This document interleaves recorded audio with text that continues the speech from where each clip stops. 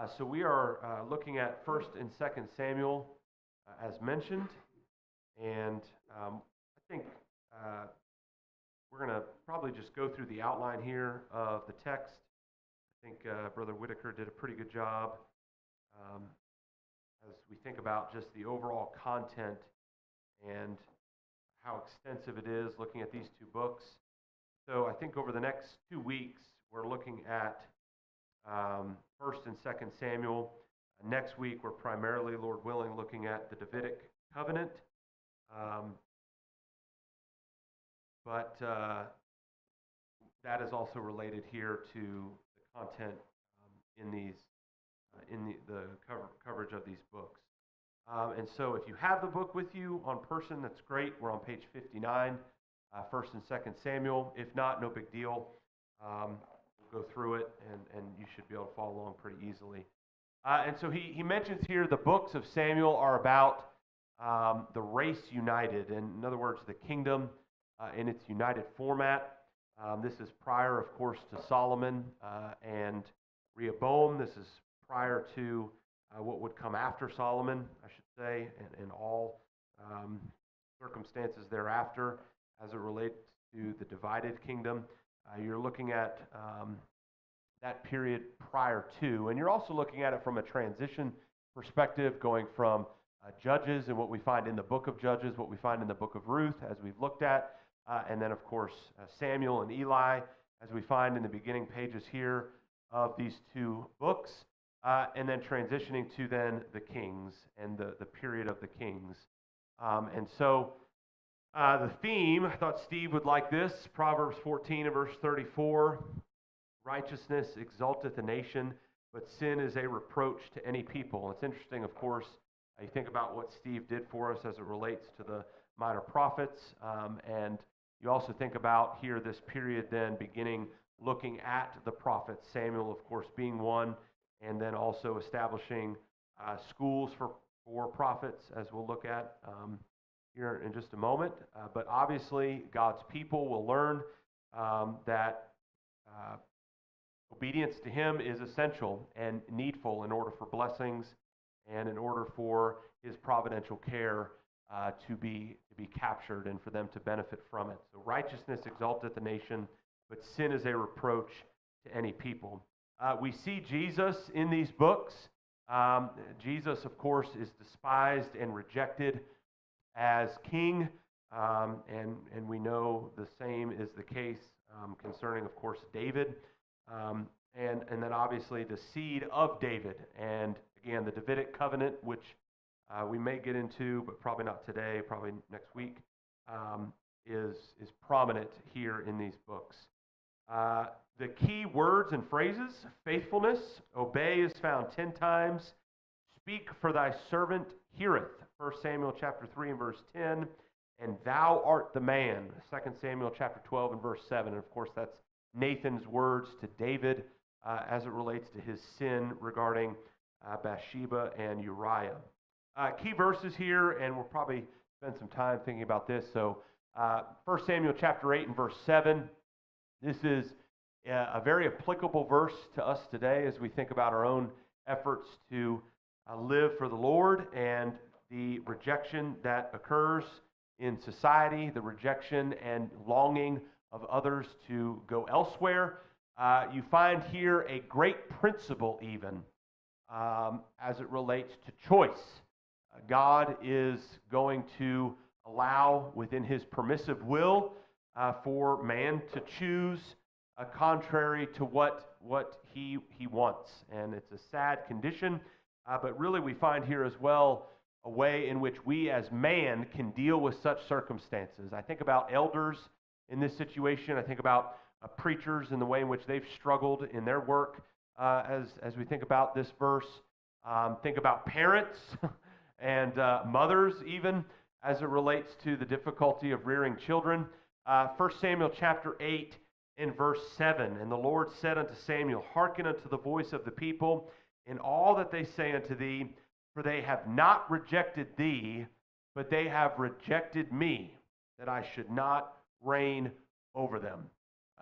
God says if man is going to be set on going elsewhere, on deviating from his will, God's going to allow it. It's within his permissive will that we have choice. And you can imagine, again, Samuel and just the frustration that must have existed here. And this passage here is great because when we think about our role, when we think about our communities, we think about our families, we think about our congregation, we think about society, it can be so frustrating to see the choices of others, their deviation from the will of God. How do we respond? They haven't rejected me. This isn't something that I can control. This is their choice, and ultimately, who are they rejecting? They're rejecting God. It's a sad state of affairs, but man has done it all along, and they continue to do it.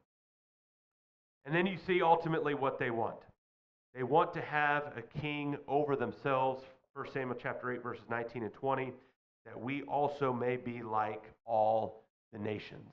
Again, this danger of longing for conformity, longing to be like everyone else around me, longing to walk and talk and behave and fit in with society. We see the dangers of it.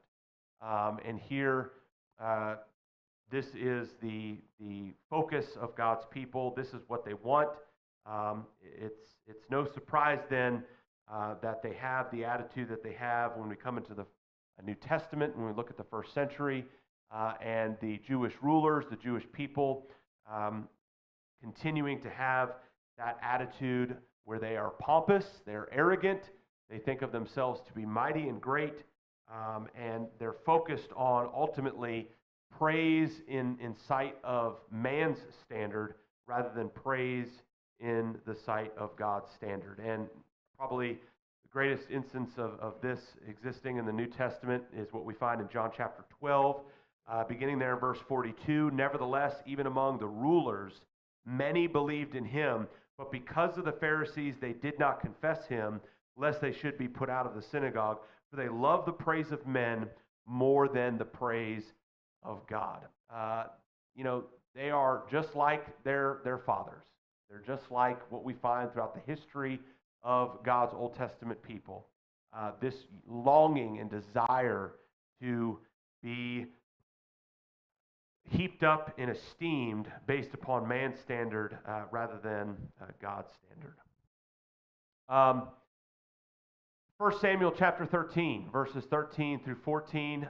This is one instance here that we have of the many where Saul deviates from God's will. He disobeys. Samuel says to Saul, "Thou hast done foolishly. Thou hast not kept the commandment of the Lord thy God, which he commanded thee. But now thy kingdom shall not continue. The Lord hath sought him a man after his own heart." Saul found lots of reasons to deviate from the will of God, to deviate from what was supposed to have been done, and did it instead his own way. And look at the context here, 1 Samuel chapter 13, starting there verse 11. Samuel said, "What have you done?" Saul said, "When I saw that the people were scattered from me, and that you did not come within the days appointed, that the Philistines gathered together at Michmash, then I said, the Philistines will now come down on me at Gilgal, and I have not made supplication to the Lord. Therefore I felt compelled and offered a burnt offering." Again, he thinks to do something on behalf of God is justified regardless of what the law of God says. This is a theme of Saul. We find it in 1 Samuel 15 and verse 22 as well. Samuel says to Saul, "Hath the Lord as great delight in burnt offerings and sacrifices as in obeying the voice of the Lord? Behold, to obey is better than sacrifice, and to hearken than the fat of rams." Okay, and you know the context there of what's going on. He was to completely destroy everything, but he did not. The Amalekites, Saul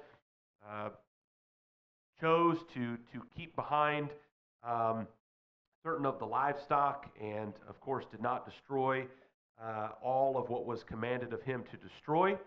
Verse 8, he also took Agag, the king of the Amalekites, alive and utterly destroyed all the people with the edge of the sword. But Saul and the people spared Agag and the best of the sheep and oxen, fatlings, lambs, and all that was good, and were unwilling to utterly destroy them. But everything despised and worthless, that they utterly destroyed. So what is it really that they want? They want it for themselves. They want it for their own value, their own benefit. And what's the message here? What's the instruction? To obey is better than sacrifice. You might say you're going to use this for God, but if you were really concerned about God, then you would have done what he said. And God gave very, very clear instructions and in verse 3, and Saul did not carry that out. So, I think we find a lot of correlation with this in our time. I think about denominationalism. I think about children. I think about even within the church, this idea that, well, hey, I'm doing it for God, so, it's got to be okay, right? This must be justifiable because this is on behalf of God. This is in his name, or this is because of him that I'm doing it. Wait a second. What does God command? What does he require? What are his dictates? What has he put before us in terms of what is expected? That is what God wants to see. And so, again, I think there's a lot of value that we find here in Saul's shortcomings, and so that's very applicable to us. Any comments initially here before we then move on and start looking more so at David? Any other comments or thoughts? All right, let's look at some other key verses. 2 Samuel 7, verses 12 through 13, as well as verse 16. Again, remembering why we're looking at this study and the value of the Old Testament. What does studying the Old Testament do for us? Remember what we learn in the New Testament regarding the value of the Old Testament. Remember, Paul is writing Timothy. He tells Timothy there in 2 Timothy chapter 3, and that from childhood you have known the Holy Scriptures, which are able to make you wise for salvation through faith, which is in Christ Jesus. What is wisdom? Think about the book of Proverbs. Fearing the Lord. Fearing the Lord. The Old Testament simplified, I look at all the circumstances, all the various contexts, all the ups and downs throughout the Old Testament. And in the end, what happens? Who comes in the New Testament? Jesus. And how does Jesus come? He comes exactly the way God said he was going to come. At the time God said he was going to come. Under the rulers that were going to be in place when God said he was going to come. How he was going to come. What does that tell us? It tells us God's in control. God knows what he's doing. God is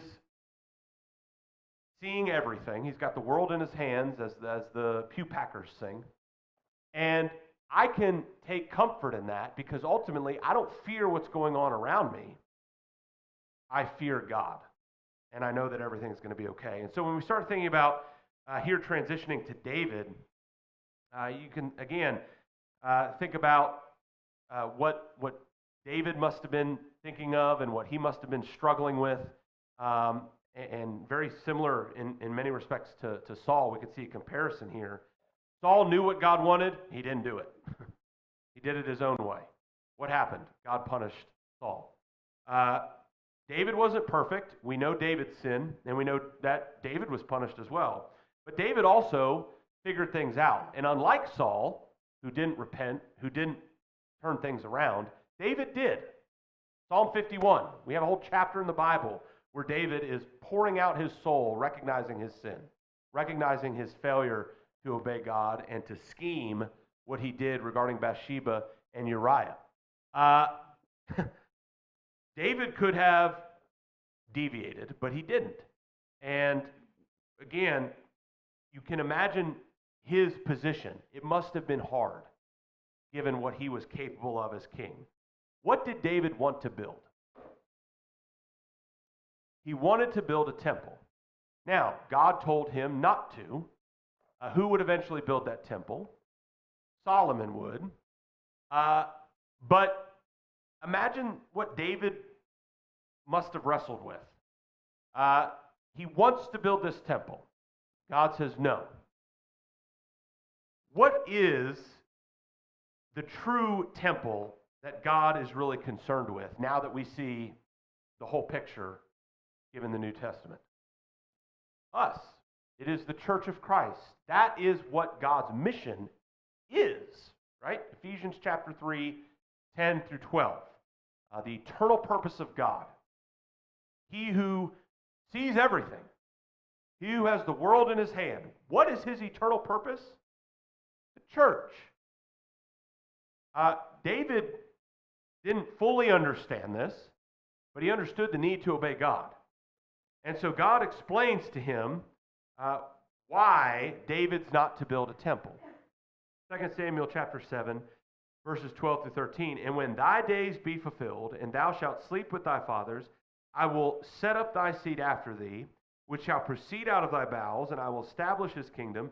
He shall build an house for my name, and I will establish the throne of his kingdom forever. And thine house and thy kingdom shall be established forever before thee. Thy throne shall be established forever. Well, who sits on that throne? Christ does. And Christ is of the seed of David.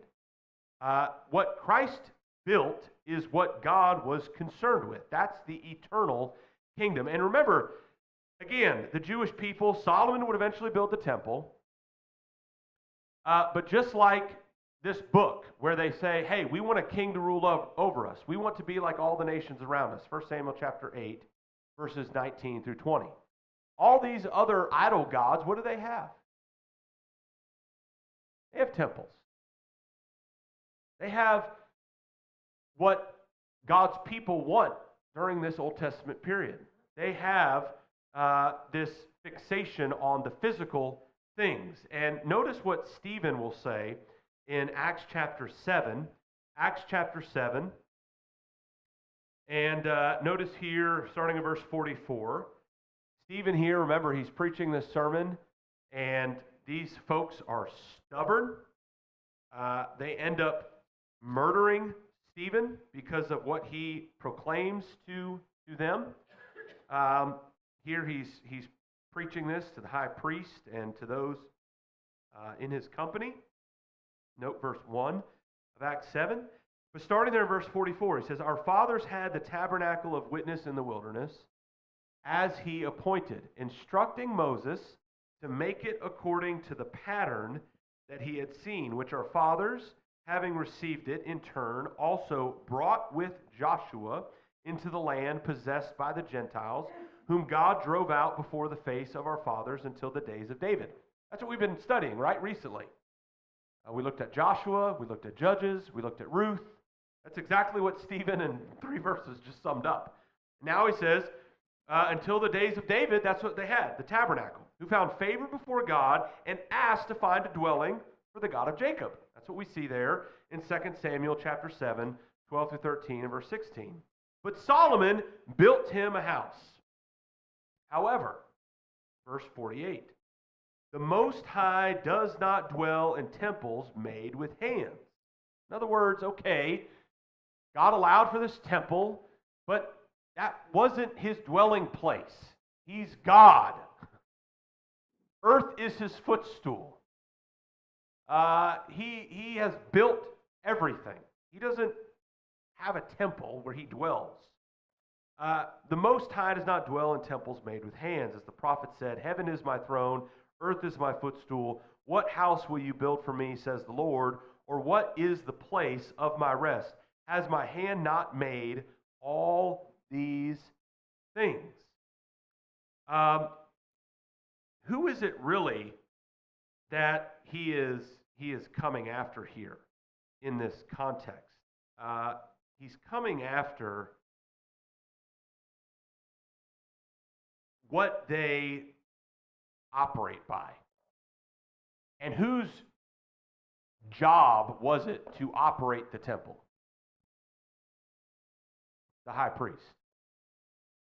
And so what is he really telling the high priest? Your job is done. Your days are over. Why is the role of the high priest and his job done? Because now the church is established, and now you have Jesus being the high priest, reigning. And we know that he is the high priest. You think about what the Hebrews writer writes, Hebrews chapter 4, starting there in verse 14. Seeing then that we have a great high priest who has passed through the heavens, Jesus, the Son of God, let us hold fast our confession. For we have not a high priest who cannot sympathize with our weaknesses, but was in all points tempted as we are, yet without sin. Let us therefore come boldly to the throne of grace, that we may obtain mercy and find grace to help in time of need. Do you think the high priest was accessible in the first century? Do you think the high priest was somebody who the common man just came up to and chatted with and explained their difficulties in life? Imagine the high priest a little bit like this king over there in England that just got crowned, who, put on a small ceremony where he's got yards of soldiers saluting to him. I guess that's small. I don't think the king is very accessible. I think it's very easy to get an appointment with the king. It wasn't very easy to get an appointment with the high priest. What did he view himself as? He thought he was somebody. He thought he was the head honcho. He was no longer authorized.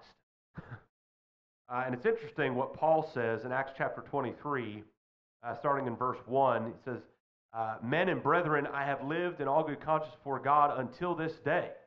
Well, until what day? Until the day that he realized that Jesus is now in charge, and the church is built, and the Gentiles are granted entrance into the kingdom. Note verse 21 and 22 of the same chapter, of the previous chapter, 21 and 22. Paul then says in verse 1, hey, until this day, I lived in all good conscience. In other words, I wasn't living in good conscience any longer. I needed to change. Well, who is that going to offend? The high priest. Verse 2, and the high priest Ananias commanded those that stood by to strike him on the mouth. Paul says to him, God will strike you, you whitewashed wall, for you sit to judge me according to the law, and you do command me to be struck contrary to the law. And those who stood by said, do you revile God's high priest? Then Paul said, I do not know, brethren, that he was the high priest. Sometimes commentators will say, well, Paul didn't really know if that was the high priest. Folks, this is Paul. He was a Pharisee. He was in the up and up and knew the upper echelon of what was going on back then. He knew who this was. Guess what? There's a new high priest. What does that mean? That entire system no longer matters. What does that mean? The lifestyle of the high priest, his way of living, done with. And so God, all the way back here in 2 Samuel chapter 7, made it clear. They should have been surprised this was coming. The purpose of God was not that physical temple that David wanted to build. The purpose of God was, and is, by the way, what a blessing, Church of Christ. And why is that a blessing? How does that help us grow in wisdom and fear? Remember, studying the Old Testament. All of these nations, all of these hundreds and hundreds and thousands of years, God has worked to build the church. And it is now here. What does that tell me? It tells me I don't care who's going to be president in 2024. Everything's going to be okay. Everything's going to be okay. My purpose, God's kingdom. My purpose is spiritual. And that's a blessing. 2 Samuel chapter 23 and verse 3. as well as a key verse. 2 Samuel chapter 23 and verse 3. The God of Israel said, the rock of Israel spake to me, he that ruleth over men must be just, ruling in the fear of God. And this is also interesting as well, because this is relative to how inspiration occurred. Notice there in verse 2 of the same chapter, the Spirit of the Lord spoke by me, and his word was on my tongue. What David is saying here, note verse 1, is God provides these words. The Bible is given to us by God. Any comments or thoughts here before we move on? All right. These books describe a change in Israel's leadership. Remember, judges fade out of Israel's society. The Israelites demand a king for two reasons. The sons of Samuel who were take his place were wicked. 1 Samuel chapter 8 and verse 5. And they wanted to be like the other nations, which we've discussed. The nation of Israel will have three kings. The first king was Saul, son of Kish, from the tribe of Benjamin. He ruled for 40 years. He was unfaithful, as we've discussed. The second king was David, son of Jesse, from the tribe of Judah. He ruled for 40 years and was faithful. Remember, David was unique. He was a man after God's own heart. He didn't look like a king. Remember, Samuel was standing there before the sons of Jesse. Couldn't believe it was David. Looks can be deceiving, as we say, right? And God would tell Samuel, man looks on the outside, but what does God look at? What does God see? He sees the inside. And what a comfort that is. What a comfort that is.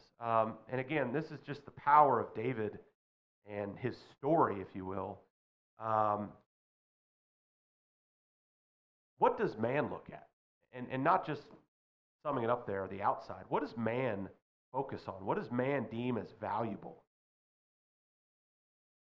I mean, man sees, hey, money in the bank, that's valuable.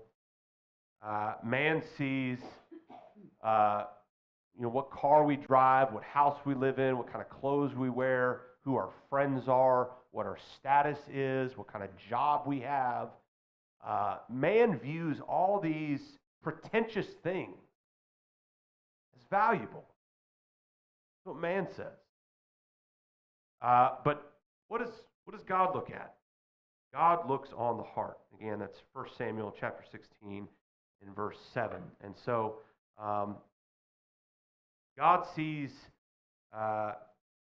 what we're capable of, and man is constantly trying to apply a different standard. All right, and then the third king was Solomon, son of Bathsheba. He ruled for 40 years. His rule could be characterized as faithful, unfaithful, and then faithful. He doesn't come up until 1 Kings, but he's just, again, highlighting here this united period where God's nation is not divided yet. There will be preparation for the establishment of a national capital in Jerusalem. This will be the future site of the temple, which David prepares and Solomon builds. Again, 2 Samuel chapters 7 and 8. And then we're getting into characters. So let's go through some of these characters and notice a few themes here. Samuel, he is the third of three great leaders God raised up for Israel. The first two were Moses and Joshua. He was the last judge and the first prophet. He was given to the Lord at a young age by Hannah, his mother. He was reared by Eli. He was a failure as a parent in rearing his own two sons. We'll look at this here in just a second. He established a school of prophets. Again, I mentioned that earlier, 1 Samuel 19 and verse 20, and then also 2 Kings chapter 2, verses 3, 5, and then also chapter 4, verse 38. He worked closely with Saul and David. And by the way, Samuel, as well as all the prophets, are a very interesting study when we think about working with those in authority and working with those who have rule. So you think about maybe working with an eldership, or you think about working with maybe executives or a boss or someone that has some type of power and the difficulty of doing that. It's a difficult dynamic. The prophets are an incredible study to look at how they operated to respectfully and being mindful of their status regarding their authoritative position, while at the same time charging them what God commands. And obviously we see that in Nathan. Nathan does an incredible job as he brings that about concerning David and his sin. We see that throughout the engagements of the prophets. And so Samuel, in his engagements with Saul, his engagements with David, again, almost like that advisory figure who doesn't have authority from a king perspective, but is constantly delivering what God expects while honoring that position of authority. Very interesting thing to think about. So let's kind of circle back because it gets into this regarding Eli as well. You look at Eli, look there at letter D and point 3. Eli's sons were wicked and eventually killed by the Philistines as a punishment from God. 1 Samuel chapter 4 and verse 11. And so you look at Samuel and his children, you look at Eli and his children. Maybe Samuel picked up some parenting skills from Eli. I don't know. But you see here, the status of their children. Look there, 1 Samuel chapter 4. 1 Samuel chapter 4 in verse 11.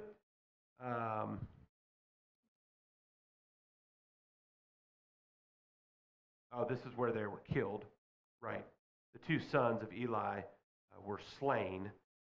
But you also see as well the actual status of Eli's children. Notice chapter 2 of 1 Samuel, starting in verse 22. Now Eli was very old and heard all that his sons did unto all Israel, and how they lay with the women that assembled at the door of the tabernacle of the congregation. And he said unto them, Why do ye such things? For I hear of your evil dealings by all this people. Nay, my sons, for it is no good report that I hear. Ye make the Lord's people to transgress. And then you go over as well to Samuel. Go to 1 Samuel chapter 8 and verse 3.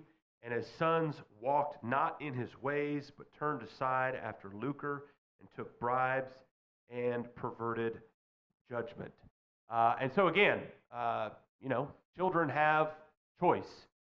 Eli and Samuel,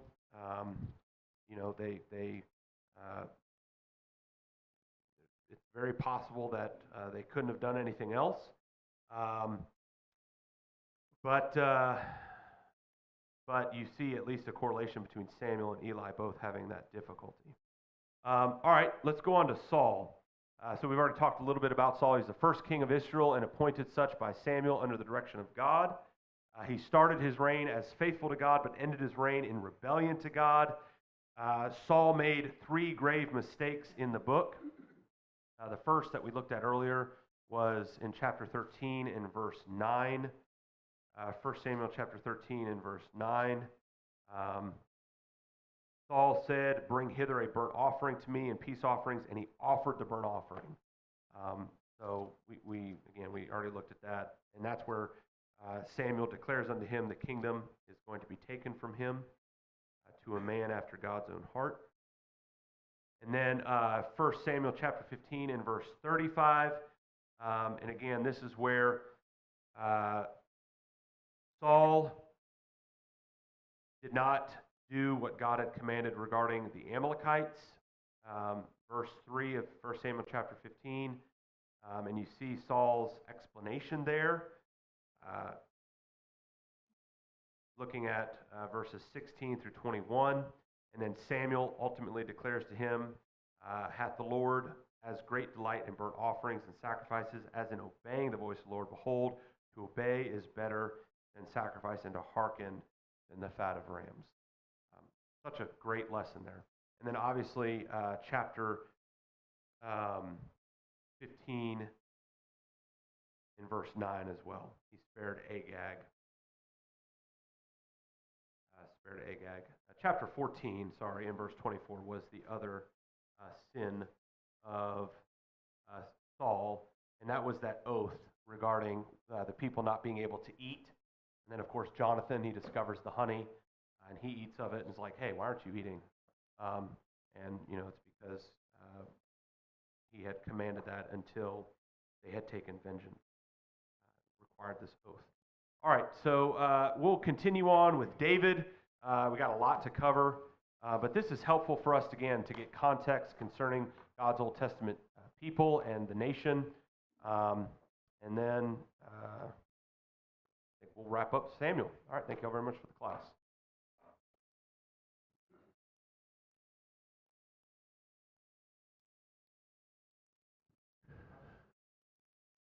Happy Mother's Day, brother.